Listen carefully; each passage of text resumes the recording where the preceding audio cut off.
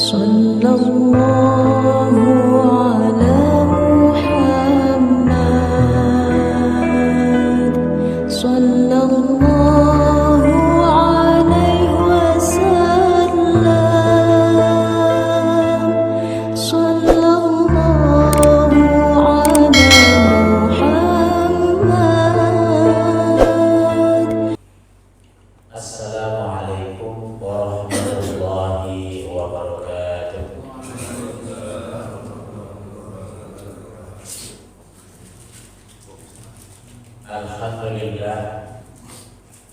Alhamdulillah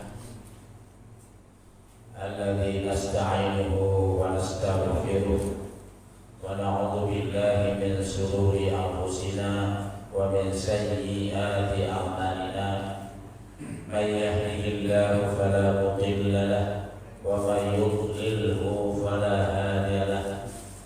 Asyhadu an la ilaha illallah wahdahu la syarika lahu wa asyhadu anna Muhammadan abduhu wa rasuluh. Allahumma shalli wa sallim wa barik ala nabiyyina wa maulana Muhammadin wa ala alihi wa ashabihi ajma'in. Amma ba'd. Qala Allah ta'ala fil Qur'anil 'azim wa huwa asdaqul qailin. A'udzu billahi minasy syaithanir rajim. Ya ayyuhalladzina amanu taqullaha haqqa tuqatih wa la tamutunna illa wa antum muslimun. Shadaqallahul maulanal 'azim. Para hadirin jamaah Masjid As-Siratal Mustaqim yang berbahagia, wabil khusus pada para asatidz yang hadir pada pagi hari ini mengikuti pengajian kita pada setiap Ahad pagi. Dan insya Allah pada pagi hari ini kita akan melanjutkan atau membahas tentang akhlak, di mana memang akhlak ini suatu fenomena atau suatu hal yang saya kira sangat penting, dan ini sangat mendasar dan fundamental bagi umat Islam. Karena memang Rasulullah menyatakan bahwa saya ini diutus tidak lain kecuali adalah liutammi makarimal akhlaq. Saya ini diutus di dunia tidak ada lain kecuali adalah untuk menyempurnakan akhlak. Hadirin sidang salat subuh yang berbahagia, pada pagi hari ini saya akan melanjutkan materi yang sudah saya sampaikan pada beberapa minggu yang lalu, yaitu dengan judul sifat tolong menolong. Sifat tolong menolong ini adalah suatu sifat yang sangat baik apabila kita semuanya bisa memilikinya dan mensifatinya dan menjadi akhlak kita. Artinya bahwa kita sebagai manusia di mana saja berada, kapan saja, di mana saja, maka kita akan memiliki sifat ini.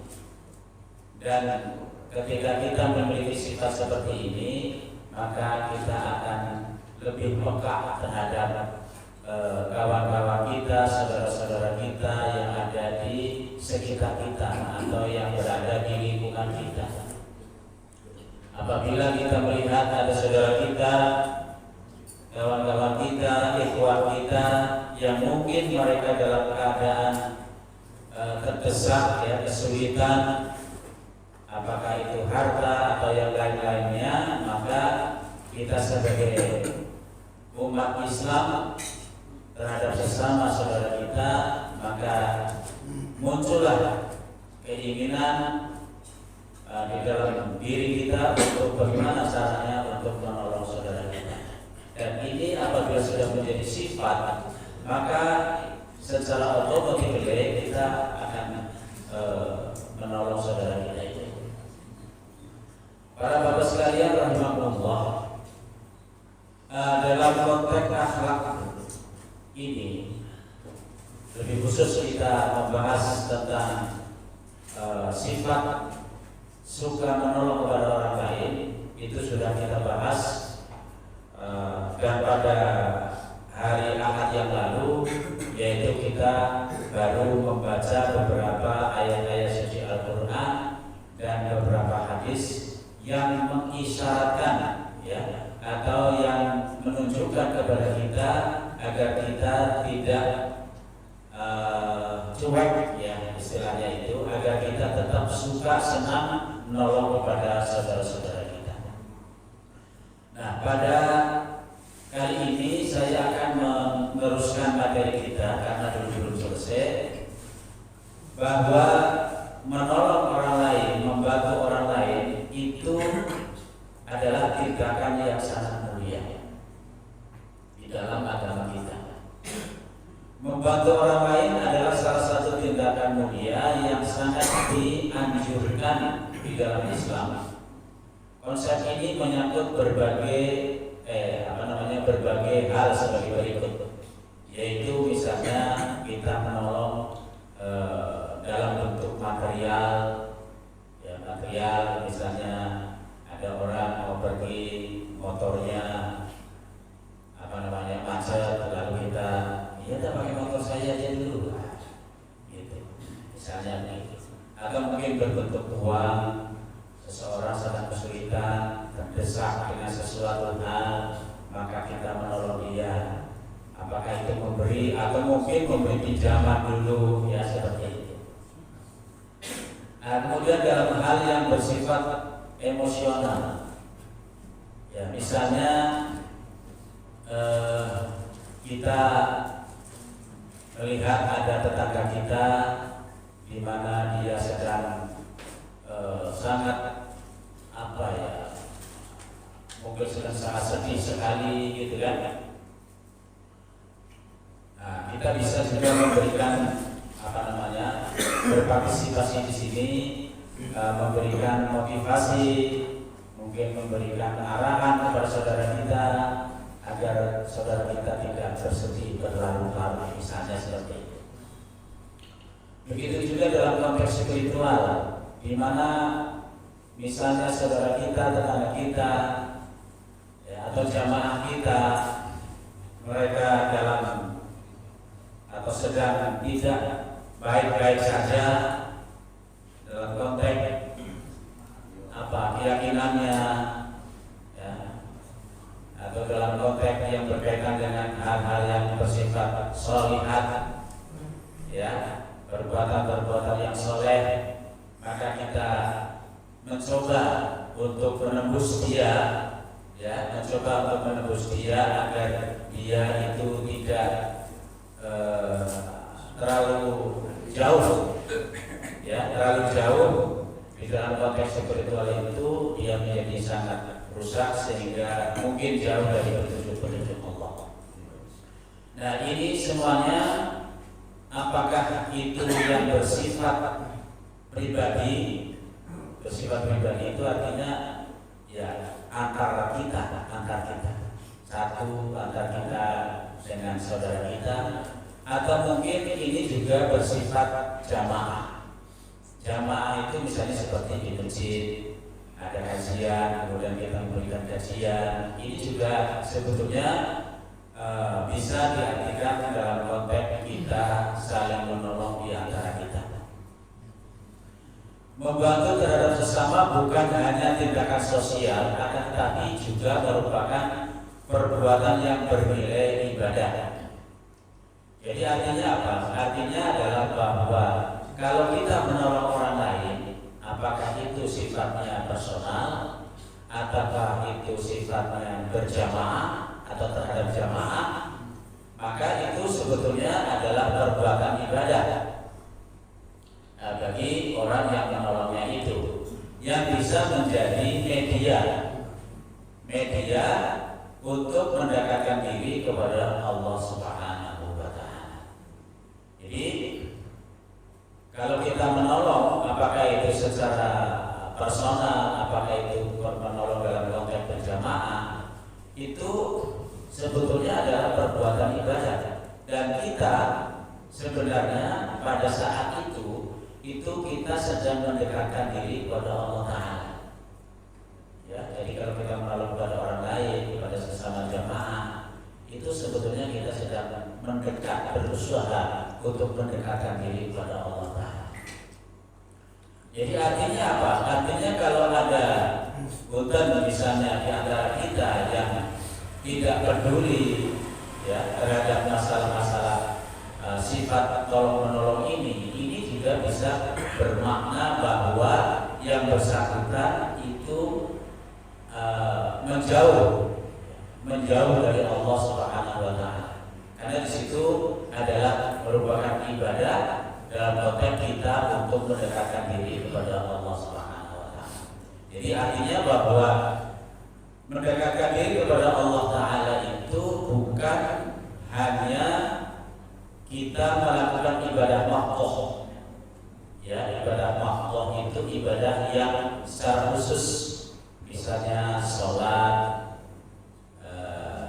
puasa, zakat.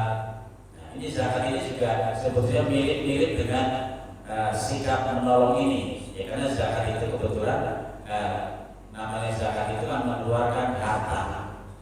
Ya, seperti itu.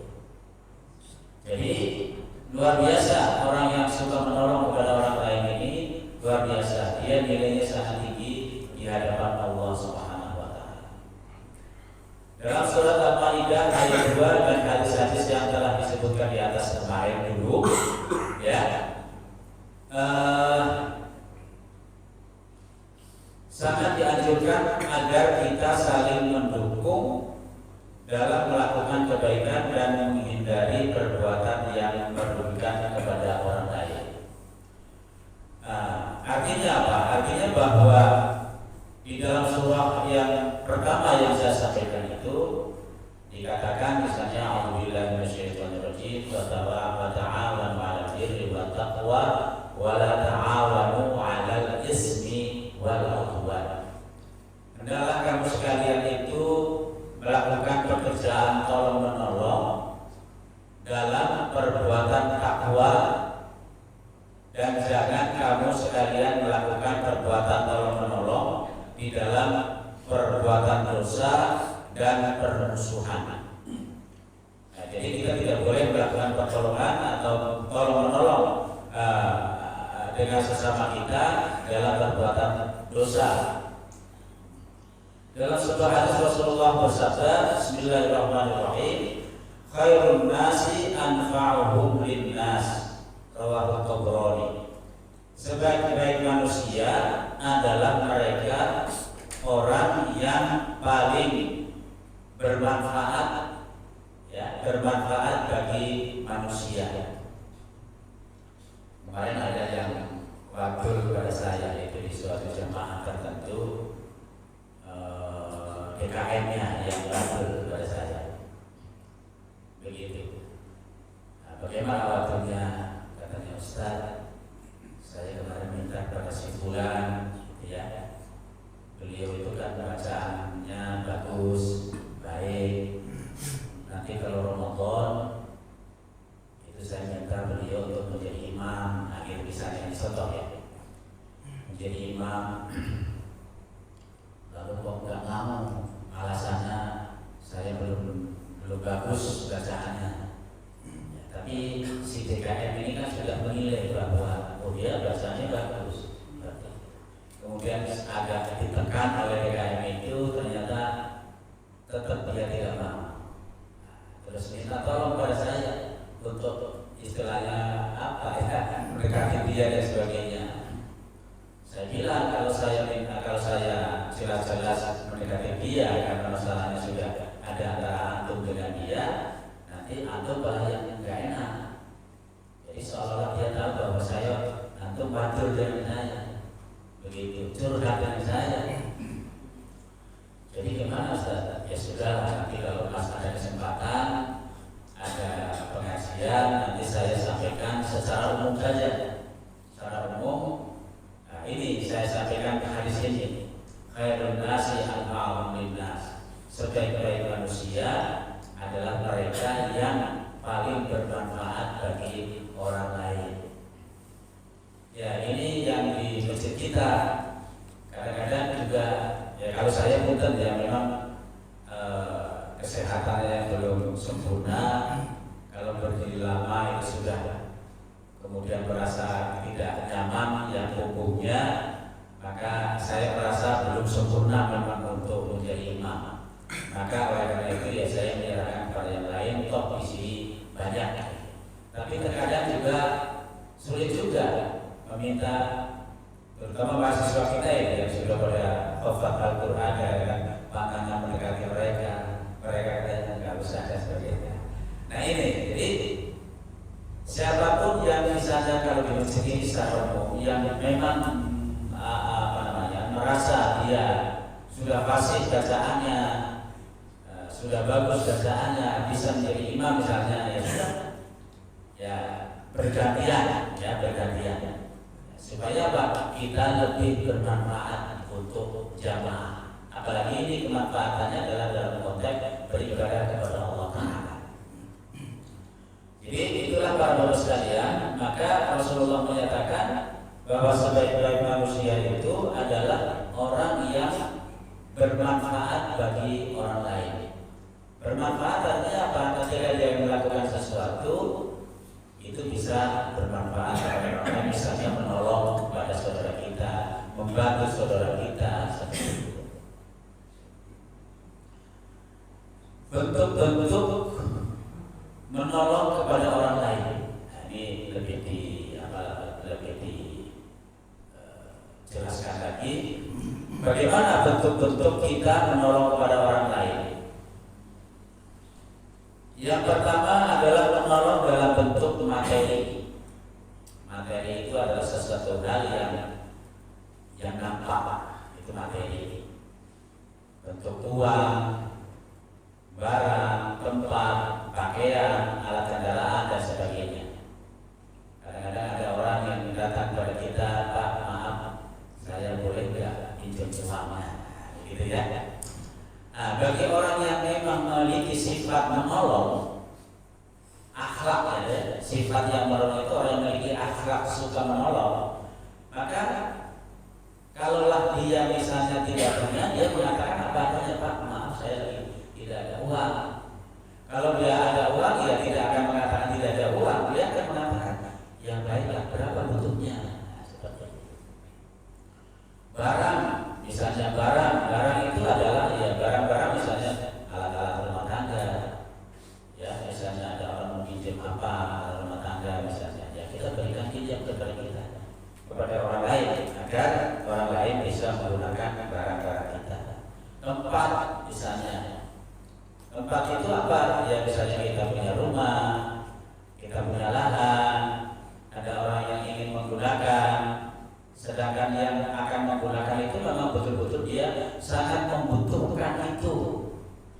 Nah, misalnya untuk berdagang, kadang-kadang ada orang nggak punya lahan ingin berdagang, nah, sehingga pinjam tanahnya untuk bisa berdagang di situ. Ya cuma kadang-kadang orang yang dipinjami itu, punten juga nih. Orang yang dipinjami itu kemudian karena sudah terlalu lama, nah kemudian diaku. Nah, ini juga jangan seperti itu. Ketika yang punya tanah misalnya minjemin tanah, kemudian yang punya tanah mau menggunakan mungkin untuk apalah begitu, nah dia berat banget. Malah diaku itu kan salah. Nah yang seperti itu jangan juga sampai. Mungkin pakaian juga, alat-alat kendaraan, mobil, ya kita mau mengantarkan anak kita, saudara kita, istri kita yang sakit, sementara kita nggak punya mobil, misalnya pinjam kepada tetangga kita, iya mana hati-hati tadi ya, iya. Kemudian yang kedua adalah tadi sudah disampaikan, menolong dalam memberikan dukungan emosional. Bentuknya misalnya adalah kita sebagai pendengar yang baik saat saudara kita curhat, misalnya saudara kita curhat karena ada masalah rumah tangga, mungkin ada masalah dengan tetangganya yang lain, atau ada masalah apa, kemudian dia curhat kepada kita. Kalau dalam bahasa Jawa itu namanya ya wadul, ya wadul. Lalu kita dengarkan dia seperti itu. Apa secara detail kita tahu masalahnya, lalu kita memberikan jalan keluar kepada dia. Oh, kalau begitu begini Pak, saya punya pengalaman begini dan sebagainya. Memberikan ide dan saran kepada orang tersebut dan sebagainya, sehingga saudara kita itu menjadi sadar dan saudara kita itu menjadi tenang, tidak sedih lagi, dan begitu tidak rusuh lagi misalnya, sehingga dia tertolong seperti itu.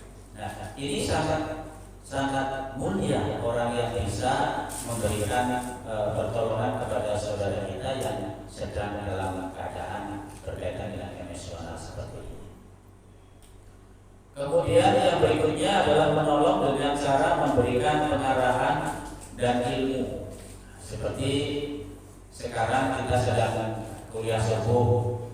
Ini sebetulnya secara tidak langsung sedang mencoba memberikan pertolongan juga dengan saudara-saudara kita. Dan barangkali yang menyampaikan ilmu itu bukan berarti orang yang sudah sangat pintar, sudah luar biasa ilmunya, tidak selamanya seperti itu. Ya, karena dalam Islam itu adalah kita bertolong menolong dalam kebaikan. Jadi bukan berarti yang menyampaikan seperti saya ini sudah sangat banyak ilmunya, belum tentu. Ya, seperti itu. Memberikan pengarahan dan pengetahuan. Memberikan pengarahan dan pengetahuan adalah salah satu cara untuk membantu saudara kita. Mungkin saudara kita yang masalah ini belum tahu. Ya, kalau misalnya dalam sholat seperti itu ya, atau ketika melaksanakan ibadah dan sebagainya, belum tahu betul tentang masalah itu. Lalu ketika mendengarkan pengajian, kita berikan materi, lalu saudara kita tahu, oh ternyata ini, misalnya. Sehingga saudara kita memperoleh jalan yang baik berdasarkan pengetahuan yang benar. Ya, pengetahuan yang benar. Nah, kita ketika sebagai orang yang memberikan ilmu kepada kepada orang lain, dalam taklim misalnya, ya kita harus menyampaikan ilmu yang benar. Jangan sampai kita tidak ngawur lah setelah dalam menyampaikan ilmu. Misalnya ketika dasar-dasar dalam Islam itu kan begitu, ada orang yang menyampaikan sesuatu yang secara Islami dasarnya tidak jelas. Nah, saya menyampaikan ilmu begitu belakangnya dan sebagainya, padahal dasarnya sudah tidak jelas. Karena apa? Karena ketika kita menyampaikan sesuatu ilmu kepada sesama kita, itu kita ada tanggung jawab ya, tentang kesohihan, tentang kebenaran ilmu yang kita sampaikan kepada saudara kita, sehingga tidak salah lagi ya, atau sehingga kawan kita itu tidak salah jalan ketika mereka ingin mengamalkan apa yang akan dia lakukan. Kemudian yang berikutnya adalah melakukan pertolongan melalui amal sosial. Hal ini seperti membantu panti asuhan. Ya, ada yang kita suka membantu nih. Ya, mungkin ada rumah kafir yang dia membantu di rumah kafir itu. Kemudian di sini membantu masyarakat yang terdampak musibah. Musibah itu ada secara pribadi, ada secara berjamaah. Kalau kemarin itu kan musibahnya berjamaah, terutama di daerah Semarang.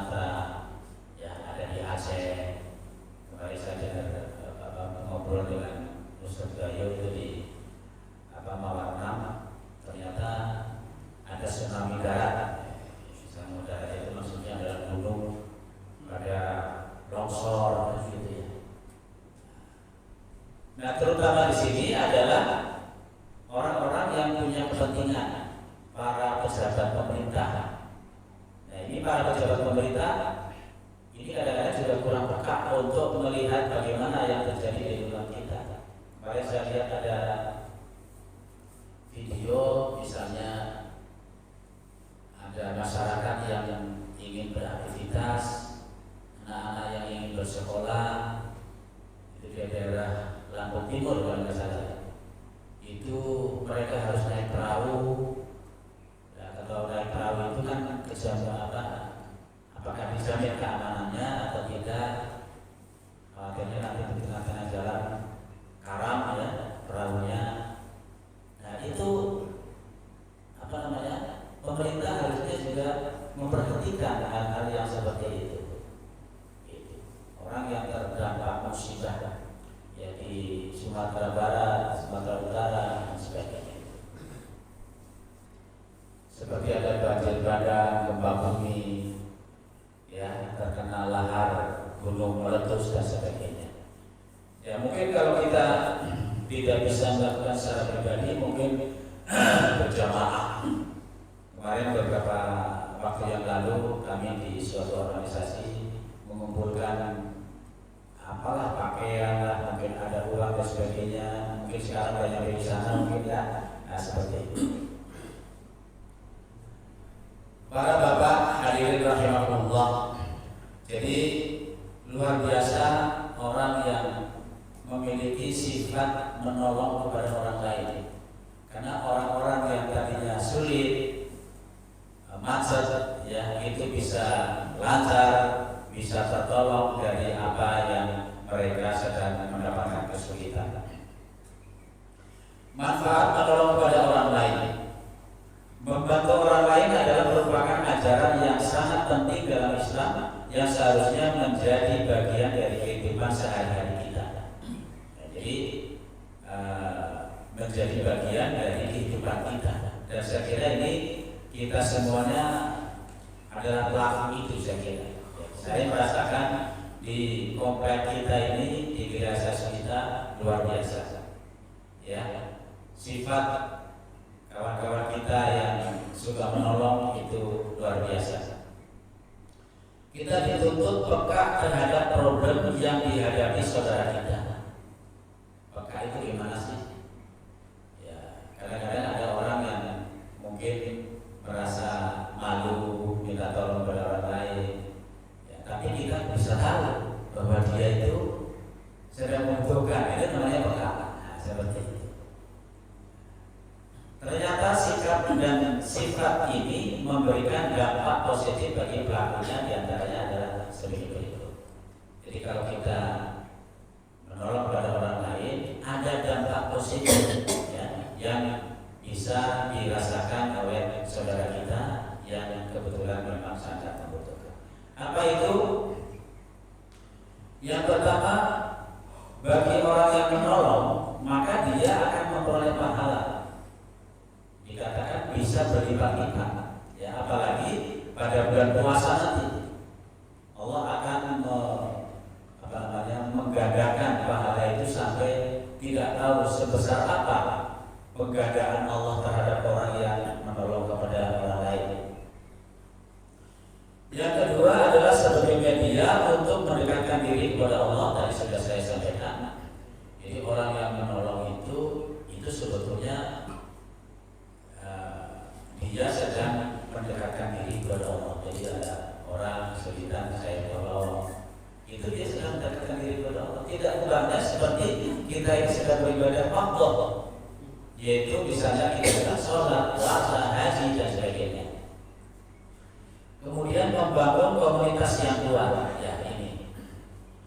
Ketika kita saling tolong menolong kepada saudara kita, berarti kita sedang mencoba membuat suatu community, ya, suatu jamaah, di mana jamaah itu menjadi kuat. Tapi kalau kita saling kurang memperhatikan, cuek kepada saudara kita, sementara saudara kita juga sedang sangat membutuhkan misalnya, maka itu bisa memunculkan tafarruq ya. Kalau dalam agama dalam bahasa Islam itu tafarruq. Apa tafarruq? Itu perpecahan. Dia orang berada, dia orang yang cukup, saya minta tolong cuma begini doang, sudah banget. Akhirnya apa? Akhirnya muncullah perpecahan ya, perpecahan. Makanya di atas itu disebutkan wa ta'awanu 'alal birri wat taqwa. Bertolong-tolonglah kamu dalam konteks kebaikan dan ketakwaan, dan jangan tolong-menolong dalam konteks berdosa atau bermusuhan. Jadi komunitas kita ini akan menjadi baik, akan menjadi bagus apabila kita sebagai personal itu adalah suka menolong kepada orang lain. Jangan kita cuek atau kita pura-pura tidak tahu. Kadang-kadang kita pura-pura tidak tahu tetangga kita sedang kesulitan. Kita sebetulnya tahu kita, tapi pura-pura tidak tahu. Ya.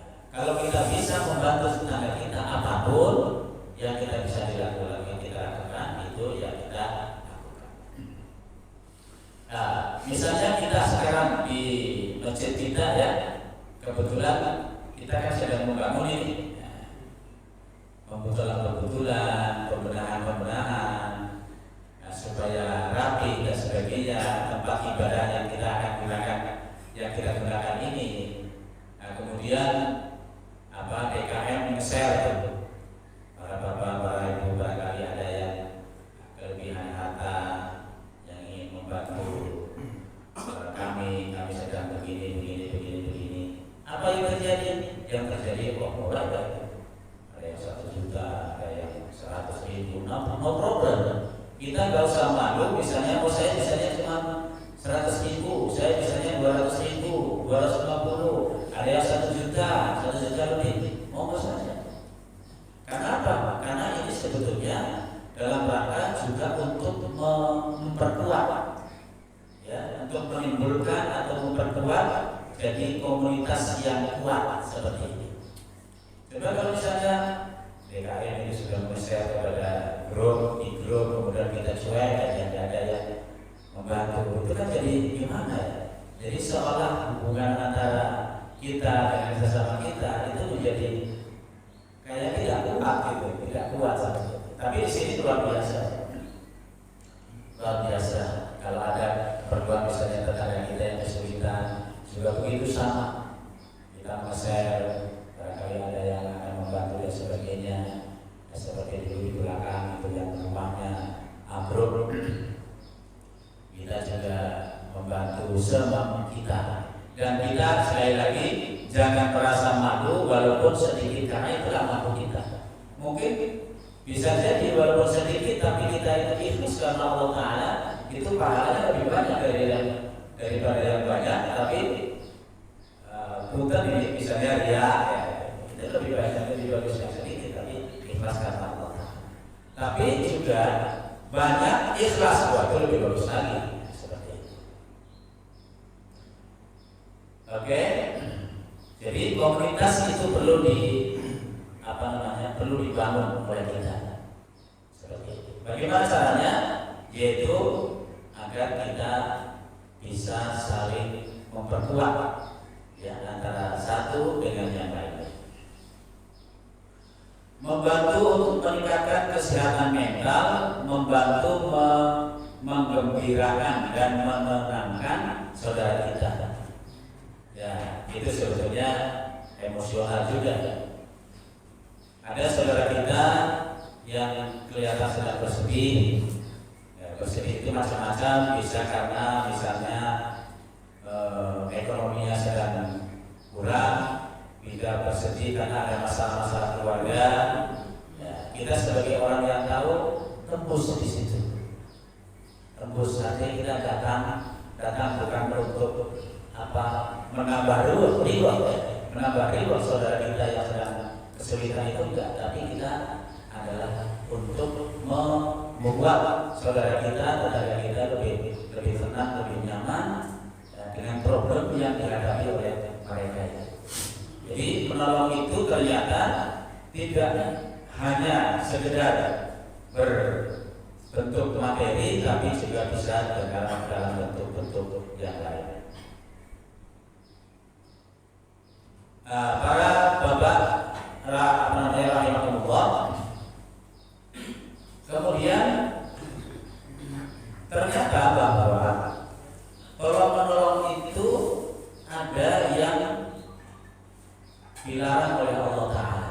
Nah, ini kita harus waspada, ya, harus waspada karena kadang-kadang kita menolong orang lain, yang kita tolong itu justru dia dikatakan di dalam Al-Quran di atas, wala ta'awanu 'alal ismi wal 'udwan. Jangan kamu menolong dalam perbuatan dosa dan bermusuhan.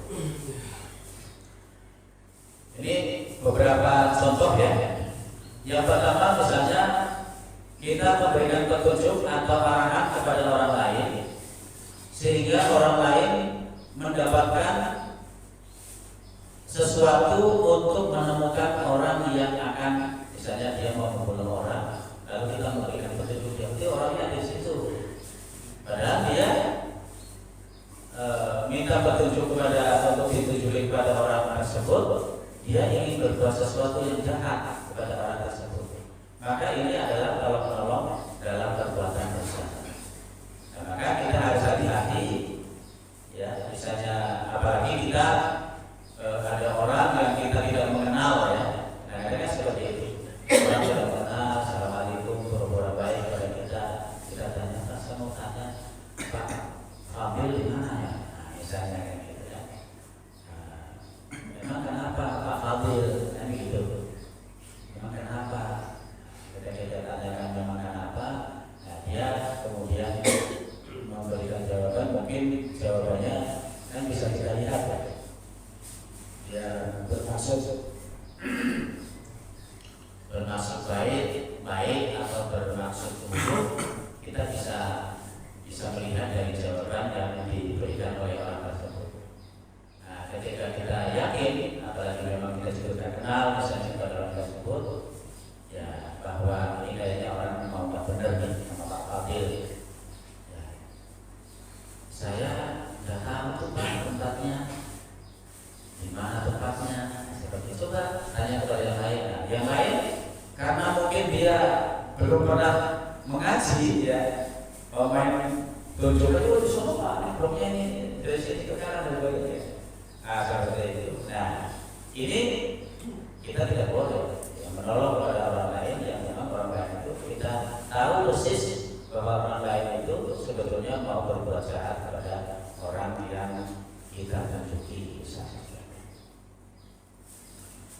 Kemudian yang berikutnya adalah memberi petunjuk kepada orang lain sehingga orang lain mendapatkan jalan untuk misalnya mencuri barang orang lain. Ya, maka ini termasuk menolong dalam perbuatan dosa.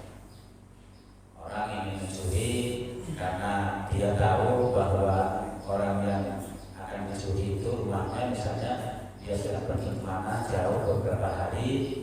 Kita tahu, nah, dia kenal karena memang dia sering bergaul dengan orang tersebut, tapi belum tahu tempatnya. Tahu tempatnya cuma di Gria Sasmita misalnya. Lalu kita tunjuki dia, padahal dia rencana ingin mencuri barang-barang di tempat orang tersebut. Nah, kita juga harus hati-hati. Makanya kewaspadaan itu menjadi penting bagi kita sekalian. Apabila ada orang yang bertanya atau ingin bertanya kepada kita tentang sesuatu seperti itu. Kemudian ini menerbitkan dan menyebarluaskan buku-buku yang isinya mengandung kesesatan atau kesyirikan. Ya, jadi ada buku yang isinya itu adalah kesesatan ataupun kesyirikan, kita menyebarkannya. Nah, bagaimana kita tahu? Sementara kita tidak berpengetahuan, tahunya ini buku yang baik. Nah, makanya kita perlu belajar. Kita perlu belajar sehingga kita bisa mengkoreksi atau menilai suatu buku itu baik atau tidak baik.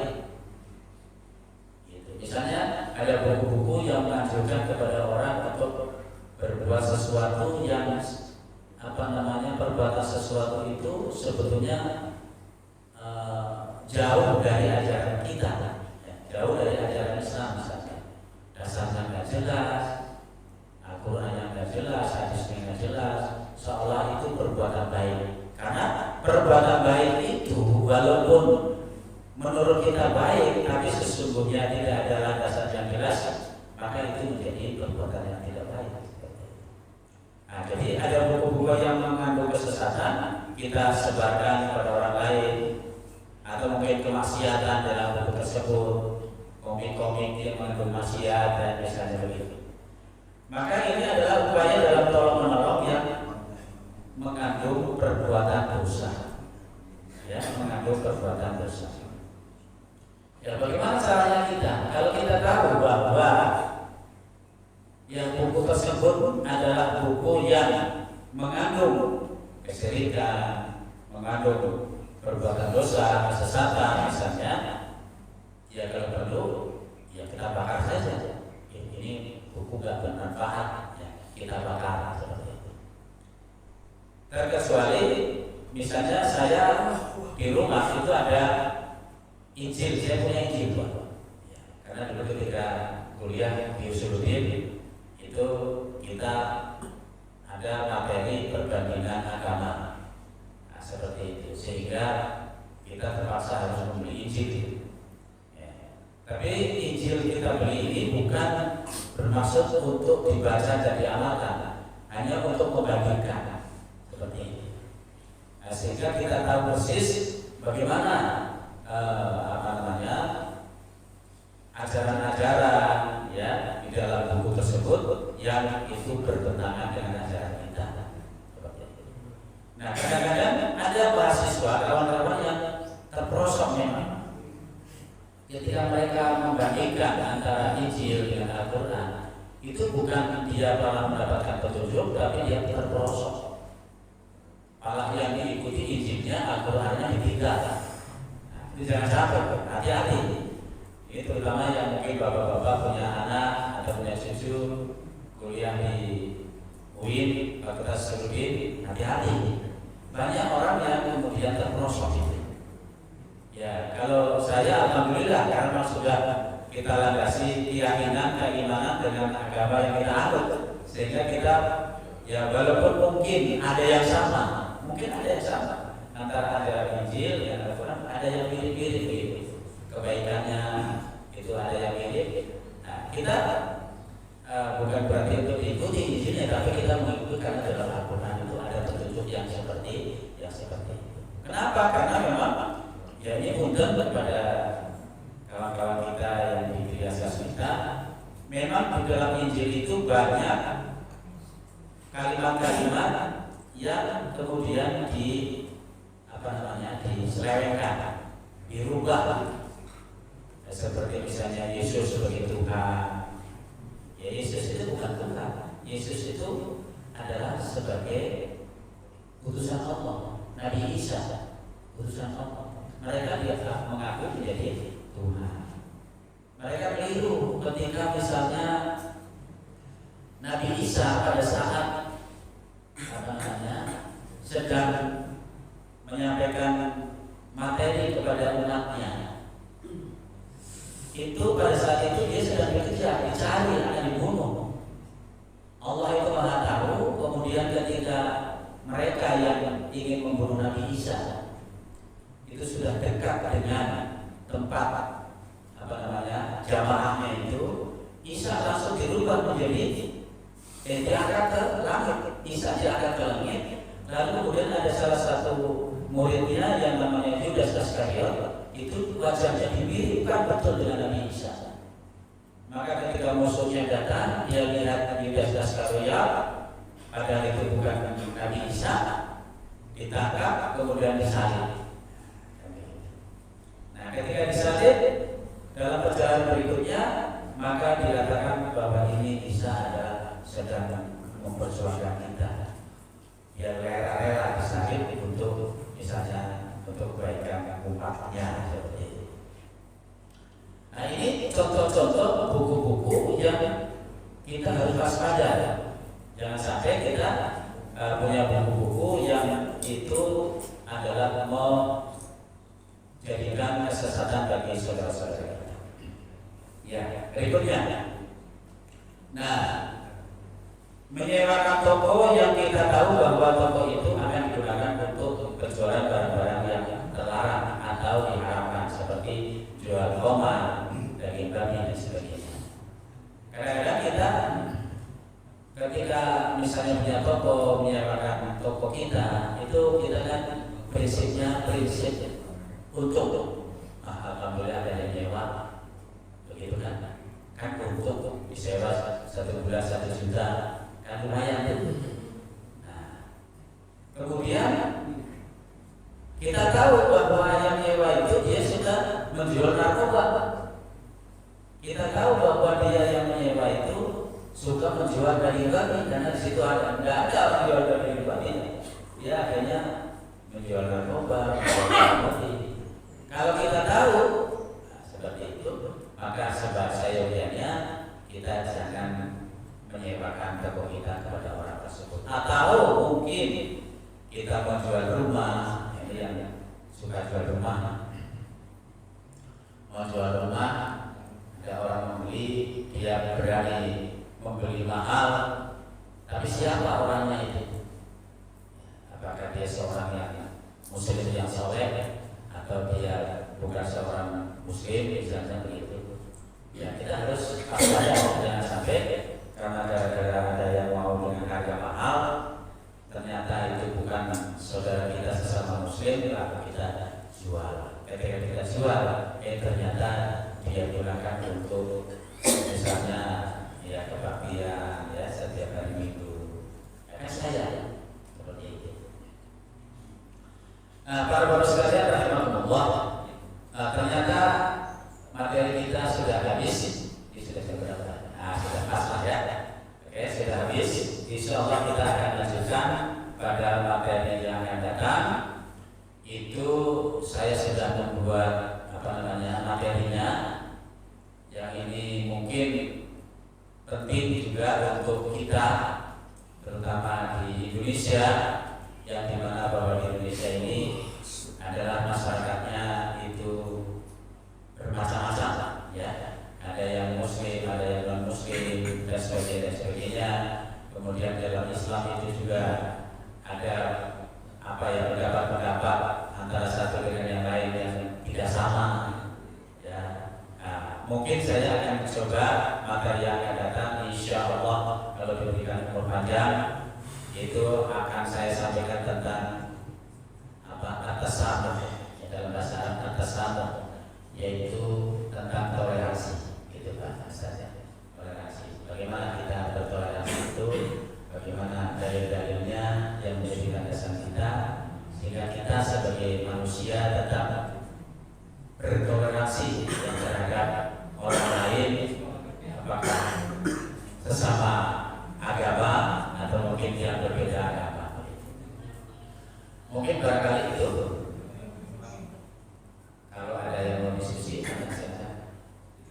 Nah sekarang bagaimana kaitannya dengan HP Pak? Itu di dalam HP itu kan isinya ada kebaikan, ada keburukan, ada hal-hal film-film yang gak senonoh. Dan itu kita bawa dalam sholat gitu Pak. Saya pernah berpikir ya, ini kalau misalnya takutnya jadi orang bilang jadi subhat ya, karena beberapa ustaz itu sebaiknya masalah HP itu kita hindari, karena di dalam itu banyak hal-hal juga yang negatif, tetapi kita bawa ke dalam sholat gitu. Intinya bagaimana ya tentang HP itu kalau kita bawa dalam sholat gitu. Karena ada hal-hal yang menjadi sanksi kita gitu. Intinya banyak ya. Terima kasih. Ya Pak Gora, terima kasih ya pertanyaannya tentang kita menggunakan HP. Kalau HP itu tahu siapa yang pakai, ya mungkin dia tidak akan memunculkan sesuatu. ini ustadz yang pakai, nggak akan ada itu gambar-gambar porno. Kalau saya lihat begitu, wah udah mulai ada gitu kan. Nah, tergantung kita mau melihat atau kita tidak lihat itu terserah.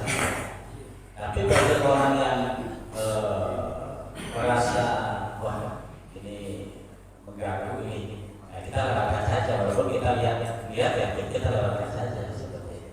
Nah, HP itu ada HP yang aktif dan ada HP yang tidak aktif. Nah, HP aktif itu siapa yang mengaktifkan? Ya kita juga yang mengaktifkan. Kalau kita tidak aktifkan, ya tidak aktif, kan begitu. Nah, kemudian HP itu kan dia membawa sesuatu, misalnya ada gambar-gambar di dalam HP, itu akan muncul ketika kita aktifkan. Ketika kita tidak aktifkan, entah di mana kita nggak tahu barangnya itu. Misalnya ada cewek gambarnya putem ini ya, Doraemon yang gitu kan, kelihatan pahanya, gitu, kelihatan susunya, gitu. Ya kan? Ketika HP kita tidak aktif, kita nggak tahu ya ada di mana, kita nggak tahu. Mungkin kalau dalam ilmu ini online, ya dia sedang di angkasa raya di mana gitu, tidak ada di HP kita. Kalau kita tidak aktif, HP kita tidak diaktifkan, dia ada di mana-mana, tidak ada di HP kita, begitu Pak. Dan tidak tersimpan. Tapi kalau kita aktifkan HP, baru muncul tuh, wah, adalah langsung aja begitu kan. Kadang-kadang ada cerita yang menggiurkan. Ya kalau kita kemudian lihat bisa, kalau kita mau aplikasi, ya bisa juga. Ya, jadi saya lebih cenderung kepada bahwa pada saat HP tidak diaktifkan, untuk saya sudah bawa HP. Bawa HP. Tadi saya sholat, ada HP-nya gitu.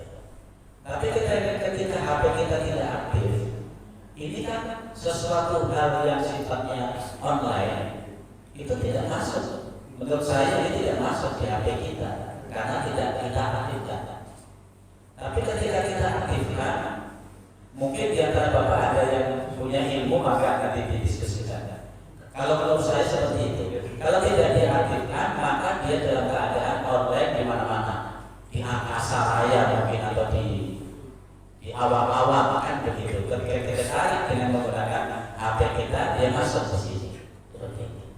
Maka saya berpendapat bahwa tidak mengapa HP kita bawa dalam sholat, karena pada waktu itu sedang kita tidak aktifkan. Terkecuali HP sudah diaktifkan ini, gambarnya ada gambar porno misalnya gitu ya.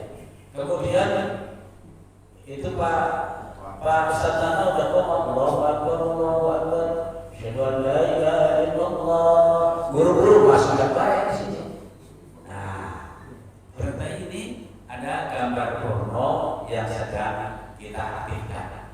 Nah itu mah nggak boleh. Lagi aktif, jelas-jelas itu ada gambar porno, kita bawa untuk sholat. Ya seperti itu. Tapi kalau dia sedang tidak aktif pada kita, ya saya berpendapat ini nanti mungkin ada yang lain, maka silakan. Saya berpendapat itu orang umum, tidak apa-apa, no problem. Orang kira-kira gitu ya. Mungkin ada yang punya ilmu tentang per-HP-an, maka silakan. Iya, ya. Iya. Assalamualaikum warahmatullahi wabarakatuh. Sedikit banyak mengenai dari Pak Kora barangkali ya. Nah, sepakat barangkali dengan Pak Haji tadi mengenai HP tadi waktu ibadah kita ya, sama sholat lah. Emang sebaiknya bukan bawanya tidak diaktifkan gitu, tapi bawa sih boleh. Tapi tidak diaktifkan kalau kita sempat ya, atau mungkin excellent ya.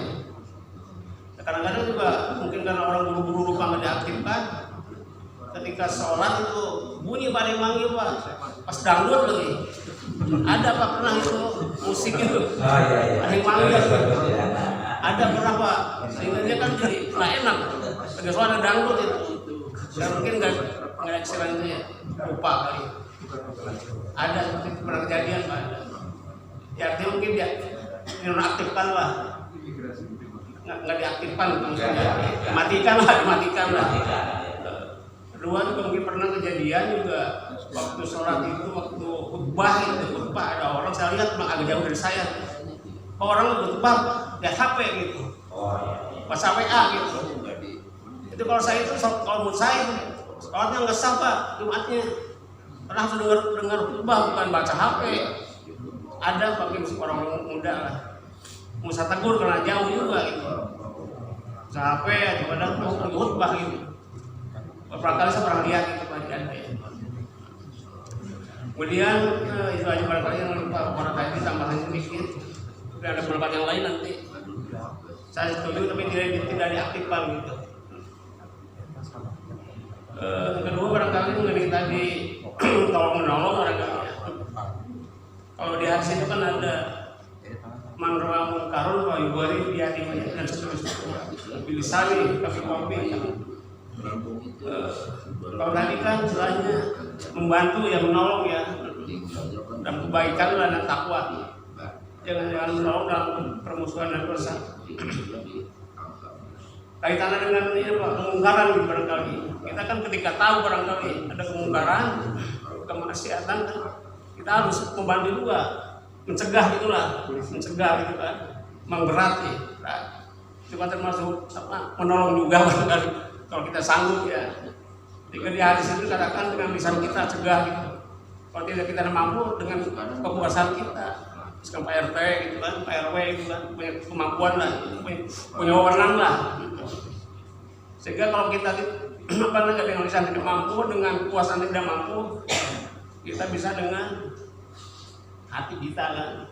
Tidak sepakat yang seperti itu. Paling lemah-lemahnya iman lah. Barangkali paling tambahnya aja barangkali apa kita termasuk juga kita menolong gitu lah dengan apa namanya mencegah kemungkaran itu gitu. Kalau kita sanggup kan dengan tiga tadi lisan, kekuasaan dan apa namanya hati kita ya. Sekarang berat juga memang apa namanya mencegah kemungkaran itu. Barangkali itu Pak Haji, makasih. Assalamualaikum warahmatullahi wabarakatuh. Waalaikumsalam. Bapak sekalian rahimahullah, Ada sebuah hadis dalam konteks akhlak ini tapi khusus kita membahas tentang sifat suka menolong kepada orang lain, itu sudah kita bahas dan pada ini hadisnya sahih ya, sangat sahih. Yang artinya adalah apabila kamu sekalian melihat ada kemungkaran, apa kemungkaran ini harus dijelaskan juga. Kemungkaran itu adalah sesuatu hal yang menselisihi, dijelaskan, menselisihi daripada ajaran yang kita yakini. Itu kemungkaran. Misalnya joget-joget, ya gitu ya, misalnya atau kadang-kadang rangkulan. Saya pernah di tempat saya ketika saya di Reni itu ada dua insan laki-laki perempuan. Karena saya dulu dagang seperti Pak Haji Sri, itu duduk beli teh botol kalau saya itu beli teh botol, kemudian rangkulan minum berdua di umum di jalan depan rumah. Nah, saya sebagai orang yang seorang muslim merasa wajib untuk memperingatkan kepada dia. Bagaimana? Maaf ya, jangan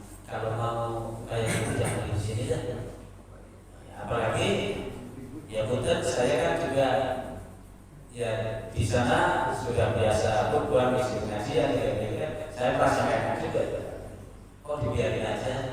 Bagaimana yang terjadi? Tapi itu resiko. Saya sebagai seorang pedagang resiko juga.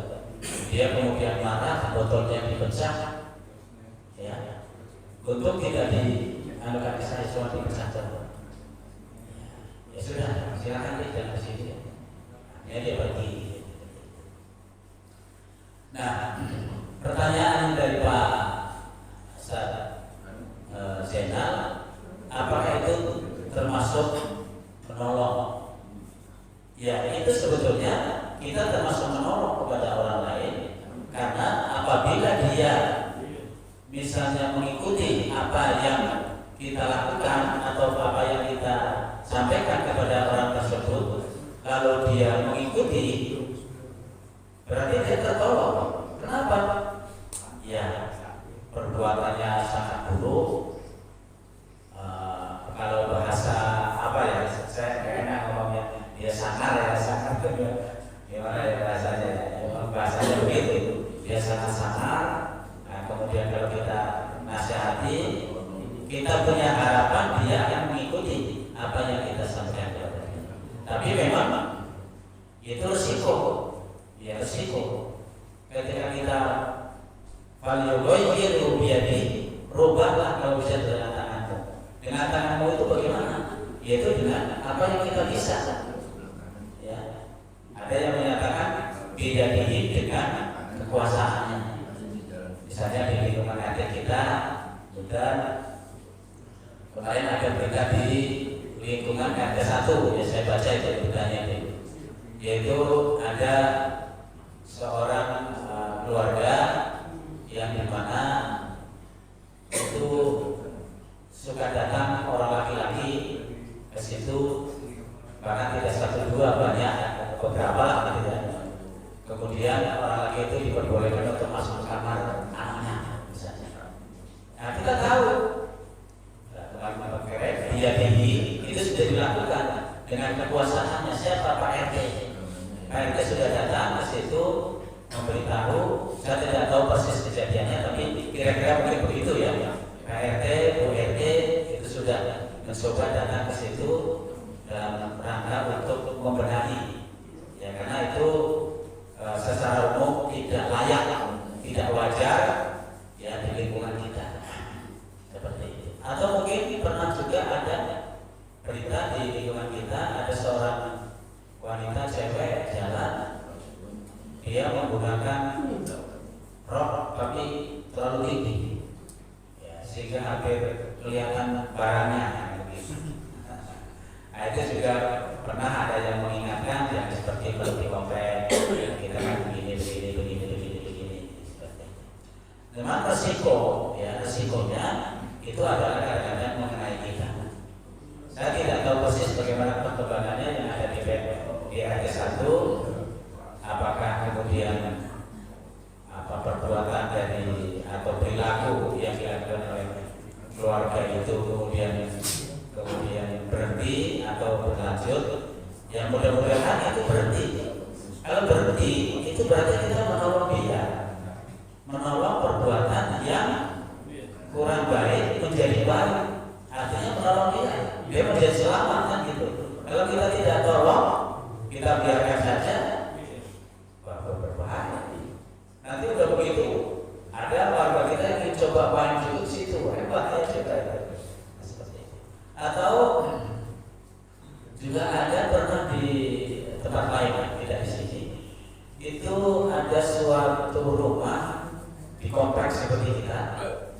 Itu digunakan untuk kalau malam minggu terutama untuk yaitu minum-minum gitu ya. Ada mabok-mabok di situ. Gitu. Dan kita tahu itu perbuatan yang sangat tidak baik di lingkungan terutama. Ya kalau di tempat lain yang jauh dari yang baik, tapi itu tetap sebetulnya tidak baik, jangan dilakukan itu. Lalu ada yang mengingatkan karena mereka mabok, diingatkan, ya begitulah kira-kira. Orang bilang sangar ya, sangar. Tapi secara kewajiban itu kita wajib, ya wajib itu mengingatkan. Kalau kita tidak mengingatkan, kita terlibat dengan dosa itu. Maka kalau bisa, Fabiadihi dengan kekuasaan kita, seorang tua terhadap anaknya dengan kekuasaan, kan gitu kan? Seorang RT terhadap warganya kekuasaan, makanya ini Pak RT hati-hati kalau ada warganya yang macam-macam itu biadihi dengan kekuasaannya. Loh saya kan RT, kamu nggak boleh gitu-gitu. Kalau dengan kekuasaannya nggak bisa ini datang dinasehati. Ya, dinasehati. Kalau misalnya dinasehati nggak mau, ya sudah di biadihi sudah, bilisanihi sudah, kemudian babi qalbi. Hati kita jangan merasa nyaman atau merasa setuju dengan perbuatan tersebut. Kalau kita merasa setuju hati kita dengan perbuatan tersebut, maka kita terlibat dosa juga.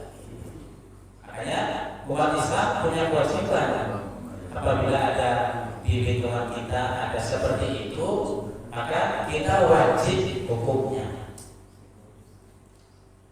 Nah, secara akhlak karena dia merasa tidak nyaman, tidak sesuai dengan akhlak kita, maka kita mencoba untuk merubahnya supaya dia selaras dengan kita. Itu termasuk bukan ini seperti kajian pagi ini juga sebetulnya dalam konteks seperti itu, sehingga orang mendapatkan petunjuk, orang mendapatkan pencerahan. Oh, ternyata kemarin saya lakukan tidak benar nih. Akhirnya dia berubah. Ketika dia berubah, berarti dia tertolong. Kenapa? Dia selamat. Yang tadinya murka Allah menjadi ridho Allah, kan berarti dia selamat. Itu kira-kira. Terima kasih banyak. Ya, cukup ya, kira ya.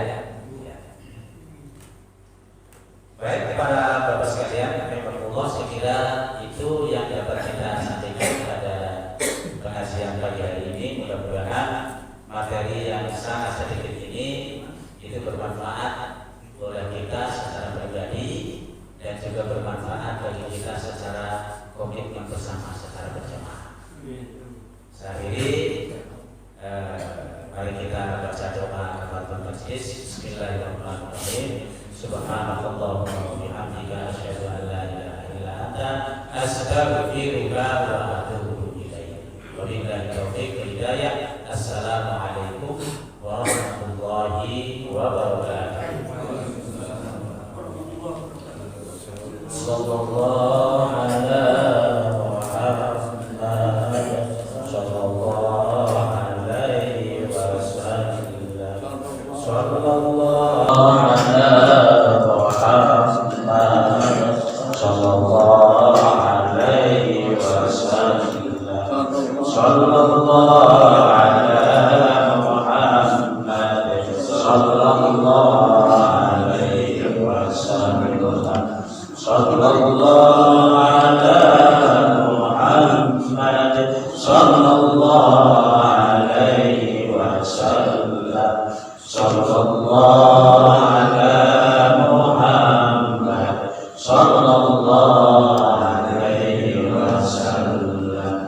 Sallallahu